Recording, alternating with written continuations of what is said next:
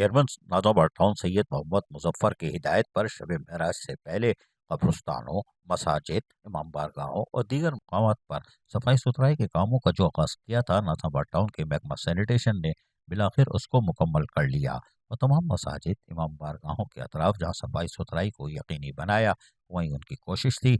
کہ آنے والے زائرین کو بھی تمام تر سہولیات کی فراہمی کو یقینی بنایا جا سکے۔ اس حوالے سے جہاں چیئرمین سید محمد مظفر ناظم ٹاؤن نے ہدایتیں جاری کی تھیں، تو محکمہ M&D نے بھی یقینی طور پر لائٹوں کی تعمیر و مرمت کے کاموں کو انجام دہی کر کے مکمل کیا تاکہ آنے والے زائرین کو ایک بہتر ماحول کی فراہمی کو یقینی بنایا جا سکے۔ چیئرمین سید محمد مظفر نے واضح طور پر ہدایت دی تھی کہ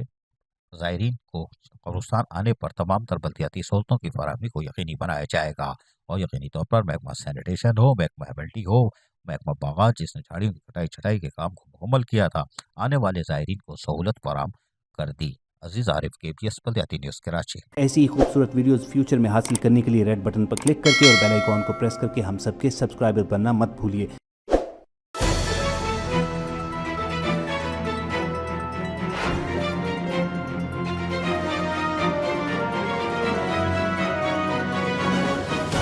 KBS